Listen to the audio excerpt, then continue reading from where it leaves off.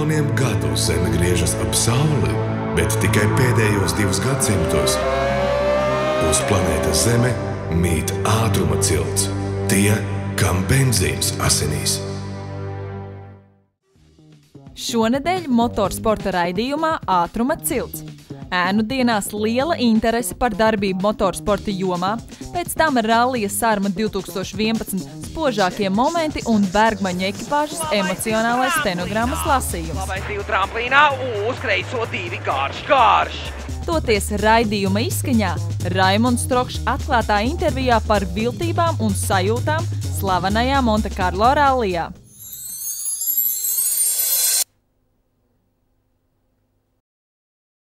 Sveicināti raidījuma Ātruma cilts skatītāji! Trešdienās mēs jums stāstam par tām sacensībām un notikumiem, kas ir notikuši motoru sportā iepriekšējā nedēļas nogalē, toties piektdienas vakaros 8:00 radio SVH ēterā par to, kas vēl tikai būs. Nu ko, šī vakara raidījumu sāksim ar cilvēkiem, kuri vēl īsti nav izlēmuši, ko viņi dzīvē vēlas darīt. Pirms nedēļas daudziem Latvijā zināmiem ļaudīm sekoja citi cilvēki, jeb precīzāk ēnas. Jau 2. gadu pasākumā ar nosaukumu Ēnu diena piedalījās arī BTA Rallija Talsi un 1000 km sacensību organizatoru komanda RA Motosport ar autosportistu Raimondu Strokšu priekšgalā. Izrādās, sekot gribētāju bija daudz, toties izvēle, kam sekot motorsporta jomā, niecīga. Iekšā ēnudienas.lv nebija īsti cita, tā kā saistībā ar autolietām firma. Bija varbūt, bet tas bija tieši saistīts ar ralliju, un tas bija vienīgais no autosporta tieši, un tas man ļoti aizrauja autosports, tāpēc tieši. Man patīk autosports kā tāds, man patīk mašīnas, man patīk ātras mašīnas. Man tiešām tas saista, tāpēc, kad es ieraudzīju, kad ir tāda iespēja, es arī uzreiz nolēmu rakstīt motivācijas vēstuli. Jaunieši stāsta, ka nav nemaz neviena cita līdzīga nebija. Kā lai saka, piedāvājumu, kur pieteikties, un interesi ir liela, un pieteicās ļoti daudz skolēnu. Kāpēc ne? Forši pastāstīt. Pašapziņa ar ceļā, kad tev klausās, pavērt muti, ko stāsti 2 stundas, un īstenībā ir stāstīt ko ļoti daudz. Tā diena pat ir pa īsi, lai izstāstītu visu, ko mēs darām, tāpēc pa lielam sanāk tādos lielos vilcienos visam iziet cauri. Par sacīkšu braucēju Raimondu Strokšu ēnām pieteicās 13 jaunieši no visas Latvijas. Diemžēl izvēlēti tika tikai 4. Par skolēniem tika īpaši padomāts, tā, lai šī diena jauniešiem paliktu atmiņā ar labām emocijām. Mēs apmēram saplānojam, lai arī viņiem būtu interesanti, un centāmies to organizatoru darbu parādīt no visām pusēm. Dienas sākumā skolēni tika iepazīstināti ar pasākumu organizēšanas procesu Latvijā. Tika izpētītas trases, drošības plānošanas nianses un sportistu piesaistes stratēģijas. Dienas vidū ēnas tikās ar RA Motosporta sadarbības partneriem, lai saprastu, kā notiek darbs ar pasākumu atbalstītājiem. Toties vēlāk viesojās Latvijas Automobiļu federācijā, kur rallija komisijas vadītājs Jānis Krasniņš stāstīja par rallija vēsturi un plānoto nākotnes attīstību. Dienas beigās ēnas visi kopā devās uz Ātruma cilts kartinga halli. Tur autosportistas Karlīnas Štāls uzraudzībā apguva dažus kartinga braukšanas pamatprincipus un pie reizes izmēģināja visai svarīgu lietu pasākumu organizēšanā, kontaktēšanos ar mēdījiem un runāšanu kameras priekšā. Kas bija tas labākais, ko tu šodien no šīs ēndienas ieguvi? Tas, cik ļoti liela ieguldījuma prasa uzrīkot tādu ralliju. Es nekad par to nebiju tā iedomājies, cik daudz darba tas ir. Man patika arī ļoti tieši no ēndevējiem attieksme, kad viss ir ļoti pārdomāts, visu šī diena. Viss, ko šodien dzirdēju, viss patika, jo tiešām autosports aizraušanos, bet noteikti varbūt visvairāk tieši patika, kā Raimonds stāstīja par organizāciju rallija tieši. Cik daudz laika tas aizņem, ko tas nozīmē, kādas izmaksas. Kāds ir tavs secinājums? Viegli, grūti? Secinājums, kad viņš ir liels malacis, ka viņš to visu apņēmies darīt. Dienas beigās ēnas bija patīkami nogurušas un visi kā viens atzina. Sacensību organizēšana ir visnotaļ sarežģīts process. Prieks, ka jaunieši vēlas attīstīties un sev pierādīt ne tikai kā aktieri vai valsts prezidents, bet arī kā motorsporta pasākuma organizatori.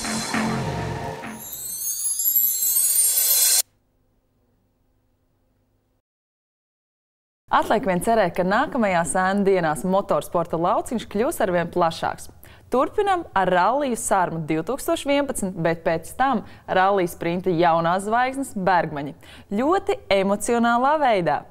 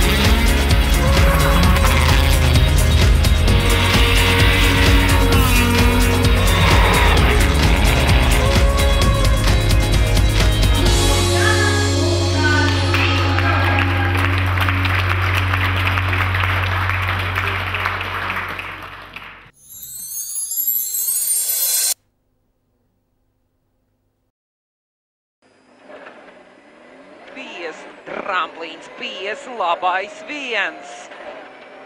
Labais 1, 50, tramplīns 70, labais 2 tramplīnā. Labais 2 tramplīnā, uz kreiso 2 garš, garš. Labais 2 tramplīnā, uz kreiso 2 garš, garš. Kreiso 2, garš, garš.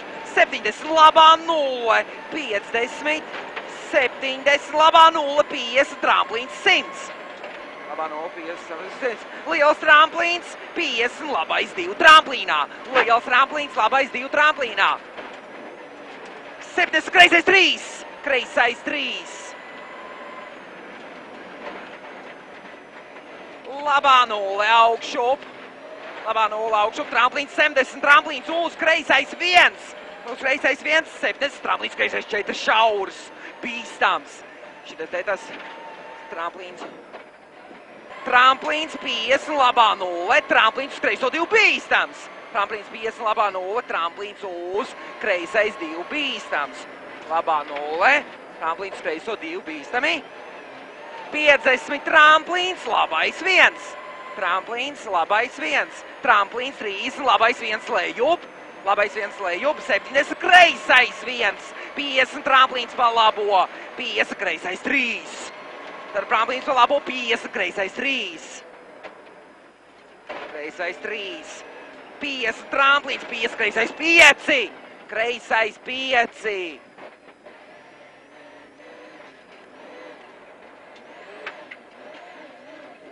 Tramplīns 100, tramplīns pa labo, kreisā 0. Tramplīns 70, kreisais 3. Tā tramplīns 100, tramplīns pa labo, kreisā 0. Kreisais 3, 70, kreisais 3, jā. Kreisais 3, saprotu. Kreisais 3. Strīnieks. Jā. 50, labais 2, labais 2. Tramplīns 100. Labais 2, tramplīns 100. Tālāk. Labā 0 uz kreiso 2. Labā 0 uz kreiso Jā. 2. Augšu 50, tramplīns uz labais 1. Tramplīns uz labais 1, 200. Uz labais 1, 200. Lejup, augšup, tramplīns uz kreisais 1, lejā 1. Kreisais 1, lejā 1, 200. Tramplīns uz labo 3, bīstams, bīstams. 200. Tramplīns uz labais 3, bīstams, bīstams. Lejup, lejup. 200, labā 0 uz kreisā 0. Finišs 100. Nekas nav rakstīts vairāk. 200, Jā. labā 0 uz kreisā 0. Finišs 100. Jā. Šis fifīgs ir. Man liekas, ka baigi labi gāja. Nezinu. Ņemot vērā, ka šādu stenogrammas lasījumu bieži negadās dzirdēt, devāmies ciemos pie Ināras Vārpas, attiecību konsultantes. Mēdz teikt, ka pārliek liela centība aptumšo prātu, un viņš kļūst ļoti emocionāls, ja nonāk tādā saucamajā afektā, un afekts ir bīstams. Tas var beigties ar kaut ko, ar defektu, proti. Vai nu otrs cilvēks var tikt izšūpots no viņa līdzsvara, vai nu šis pats cilvēks ar savu pārliek lielo emocionalitāti var nodarīt kaut kādu aplamību. Un otrs, kas liek domāt, cilvēks, kurš ir saskāries ar varas lomu, ar varas krēslu, kaut kādā veidā mēģina arī emocionāli pakļaut otru cilvēku. Viņš to dara tik agresīvi, tik nervozi, tik neiecietīgi, varētu pat teikt rupji, ka tas ir viens veids, kā viņš mēģina katrā ziņā pakļaut šo vadītāju, lai vadītājs precīzi izpilda, vai viņš varbūt grib, lai viņu ļoti precīzi sadzird. Ja lasītājs ir jaunākais brālis, tad tas ir kaut kādā veidā revanš attiecībā pret vecāko brāli vai aizturētas dusmas, ko viņš izrāda. Vai iespējams tas ir kaut kāds veids, kā nepakļauties vecākam brālim. Ja zināt, ko vairāk, ja kurš pēc vecuma, tad varētu arī. Bet katrā ziņā tas varētu būt tas saucamais unfinished business. Unfinished business nenokārtots darījums viņu abu divu savstarpējās attiecībās, un šī ekstrēmā situācija kaut kādā veidā emocionāli uzrunā iespējams neizreaģētas jūtas.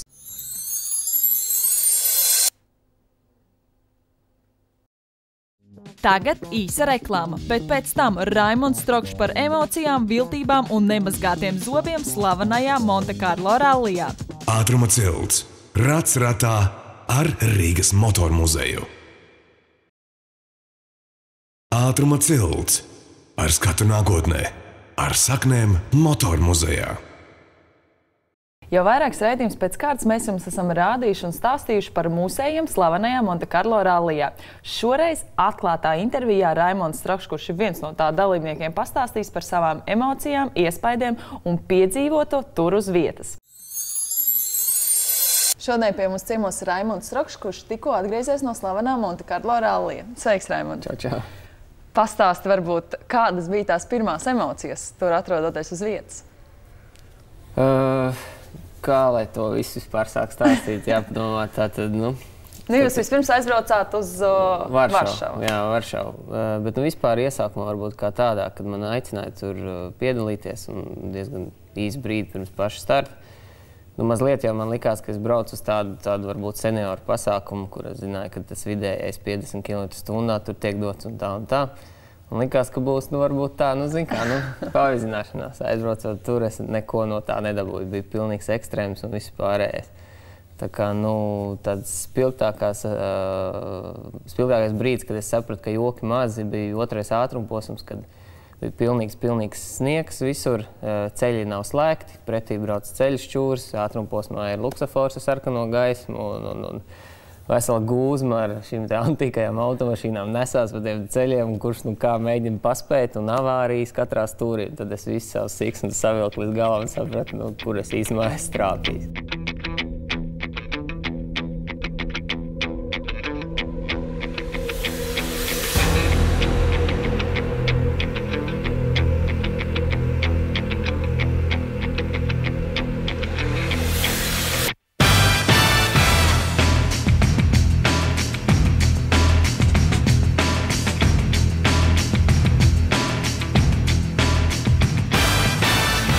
Tad Tad tu saprati, ap ko lieta grozās, bet jūs visu laiku braucāt ar mašīnu no Rīgas uz Varšavu un tālāk uz Monako? Nē, bija tā, ka tehniskā komanda ar mašīnām paši pārvietojās uz Varšavu un lielākā daļa no braucējiem atlidoja uz Varšavu.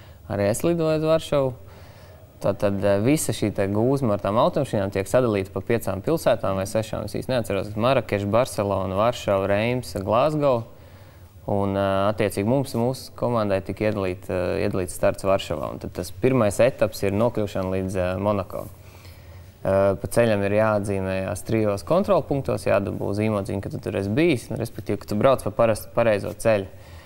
Informācija, ko iedod organizators, ir ļoti skopa, respektīvi, viss rallijas uz šitādu biezumu dokumentu. Tad, tiek tur pielietot visādas metodas un karšu daudzums manā stūrmaņa solā bija neaprakstāms. Cik apmēram kartas bija? Kartas bija ļoti daudz, bet zinu, kas ir, es nevienu neatvēru, jo vienkārši es viņu atveru savajā mazajā Jaguārā. Man bija jāizsedz pat stūrmaņa pilotam, pat lokas ciet, tā kā es kartē tā īsti pat neielūkojos. Darīju, ko varēju un kā lai saka, es to pasākumu ielītu vispār 3 daļās. Tas ir tikšana līdz Monako, kas ir diezgan ekstrēms pasākums. Pirmā diena varbūt tāda vienkāršāka, ir jānobrauc 800 km un tu nonāc viesnīcā un izgulies. Bet otrās dienas rītā, kā tu iekāp mašīnā, tā rullē 36 stundas no vietas bez apstājas pilnīgi.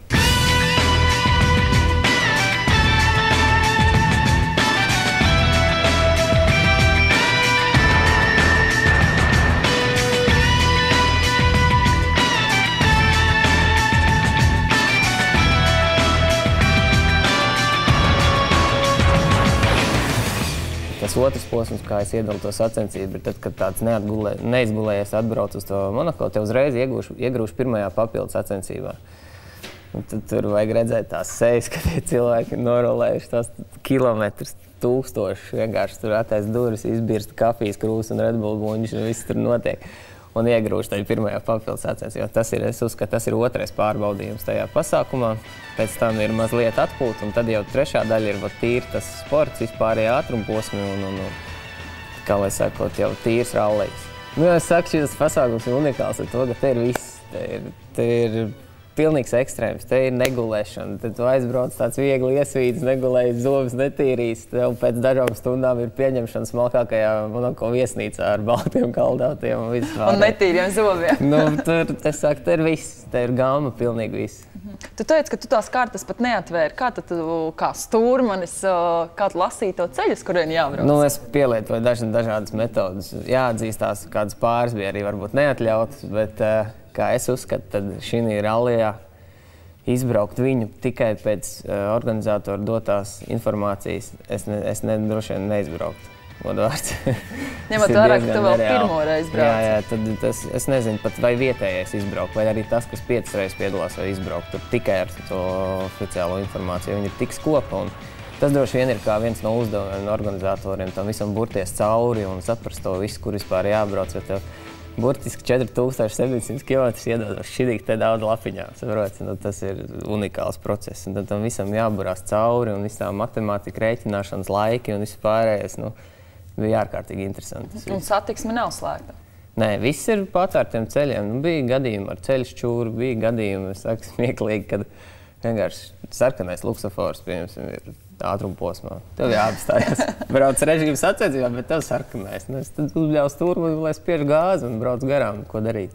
Tur varbūt arī kādi policisti pa ceļam stāvēja, kas to visu ātrumposmos nē, bet visos 4700 km laikam 2 reizes es redzēju policiju.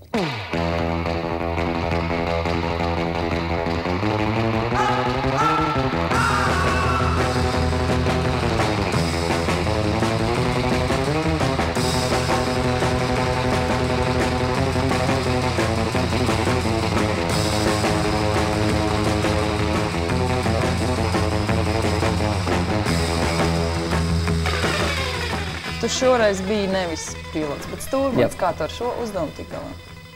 Bija tā, kad Varšavā nonākot, mēs bijām 3 stūrmaņi. Viens bija pa taisnu atbraucis no Dakāras rallija, kurš man likās ļoti tāds pieredzējis cilvēks. Viņš bija aizvedis Kamaz līdz 4. vietai Dakārā.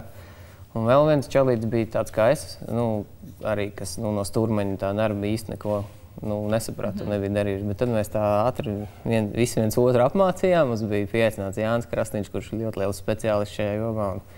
Viņš ļoti diezgan labi mūs visus noinstruēja, kas ko kā jādara. Un patiesībā tie rezultāti bija ļoti labi. Mūsu ekipāžai pat izdevās uzrādīt absolūtā vērtējumā 4. laiku, 8. laiku, 10. laiku. Un tikai maz neveiksme ar riepas maiņienā ātrumposmā mums vispār liedz cīņu par 1. vietu klasē un varbūt pat kādu 15. absolūtu. Tā kā es uzskatu, ka rezultāti bija ārkārtīgi labi priekš pirmās reizes. Un es pat nezinu, vai man būtu interesantāk braukt kā pilotam šī rallē vai kā stūrmanim. Tas ir pilnīgi kaut kas vispār jauns, nekad nedarīts. Sēdēt tam miljonus grāmatām, lapām, kartēm, formulām. Visu laiku ir pa maz, laika nav gandrīz. Un tad braucu tajā serpentīnā un visu to rakstu un rēķinu un galvu no vienas puses uz otras puses. Vienā brīdī vēders jau pat sagriežās, saprot. Man grūti pateikt, kas ir interesantāk šeit braukt kā pilotam vai kā stūrmanim.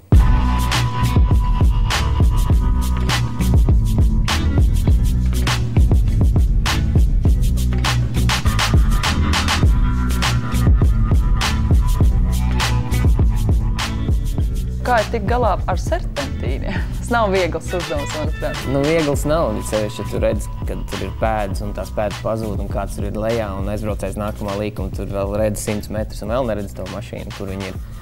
Tad paliek interesanti, jā. Margu nav, nekā nav pa lielam. Iespējas tur nošļūkt ir diezgan daudz, bet, es saku, pa lielam ir tā, ka šis 50 km/h, kas tiek iedots, jā, nav reāli turpat noturēt. Un tad līdz ar to beigās sanāk patiešām īsts rallijs, kurš ātrāk nobrauc un mazāk soda, un tas vinnē. Es skatos, ka jums arī gadījās ķibele. Jā, mēs laikam esam vienīgie, kas izpildījās tā mazliet šī rallijā. Un pats tas smieklīgākais varbūt ir tas, kad tas notika pēc pēdējā ātrumposma finiša, pēc nākamajā līkumā. Un vispār līdz rallija finišam bija atlikuši 30 kilometri. Tad, kad es sapratu to, ka mēs triecamies tajā klintī virsū, tad es pēc sevis domāju, jau te mēs beigsim to ralliju. Un tas viss bija patiesībā diezgan bēdīgi un šausmīgi, bet kā es centos mierināt savu stūrmani, kad pilotu man visu laiku jūtas pieredzi. Tev piedodami. Jā, kad es viņam teicu, viņš tā mazliet pārdzīvojis, teicu viņam, ka, ja tu atbrauc no rallija mājās un tavai mašīnai pilnīgi nekā nav, tad ir ļoti liela aizdoma, ka tu neko neesi braucis. Tādējādi es viņu mēģināju mierināt, jo viņš patiesībā diezgan pārdzīvoja to visu. Pastāst, kā vispār tās mašīnas iet uz priekšu, jo mūsējie jau viņas lika kopā. Jā, par mašīnu izturību vispār es varu teikt tikai visu to labāko. Protams, visai komandai šis pasākums bija laikam pirmo reizi. Ir varbūt daži mazi kāzusiņi, kas jāatrisina, bet tos visus mēs esam, kā lai saka, izrunājuši un katrs savus secinājumus iesūtījuši. Bet priekš pirmās reizes, priekš šitās slodzes un tām kilometriem, tūkstošiem un priekš tā, kad servisam laika palielam nav vispār. Tas viss notiek kaut kur pa ceļam un 10 minūtes un aši. Es varu teikt tikai vislabākos vārdus. Visas mašīnas ir finišā un bez lieliem defektiem, palielam vispār bez defektiem. Tā kā, tas darbs izdarīts fantastisks un tikai visu to labāko, var teikt, pilnīgi noteikti. Man pat izdevās mazliet pašam pabraukt ar to mašīnu vienā serpentīnā. Jo mans pilots vienkārši izdomāja, ka viņš grib arī pabeidāt palasīt ar to visu, kas man jādara. Tas gan bija pārbrauciens, bet vienalga tur pa lielam sanāca, ka rallijs iet visu laiku. Tas nebija pat iedalīts, jo visur visu laiku bija jāsteidzās. Un man sanāca pabraukt, un es biju patīkami pārsteigts, jo es neko no tās mašīnas negaidīju. Protams, kad ir sniegs un ledus, tur viņi ir ļoti grūti braukt, bet tas tikai saprotami. Bet, kad ir savs asfalts un vai cik līkumots tas ceļš, viņi ir ļoti viegli braukt. Un patiesībā viņi diezgan pat jaudīgi ir un patīkami īsa stūrīte. Un tas smaguma centrs, laikam, viņai sanāk tik zems, ka kā tāda paliela kartīga sanāk braukt visu laiku. Un man tiešām patīk.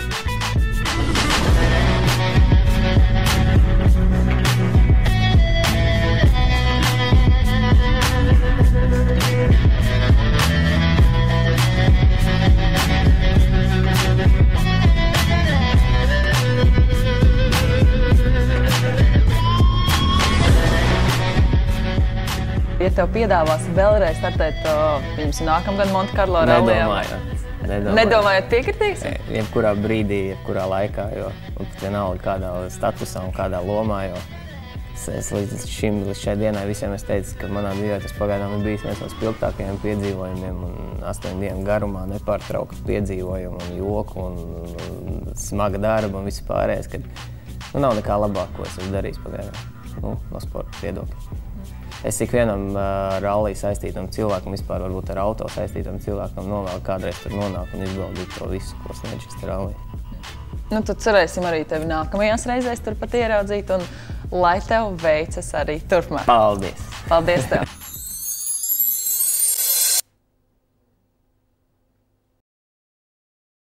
Ko mūsu raidījuma laiks šoreiz ir galā, tāpēc mēs tiekamies jau piektdien Radio SVH ēterā 8:00 vakarā. Tur par to, kas notiks šajā nedēļas nogalē. Atā!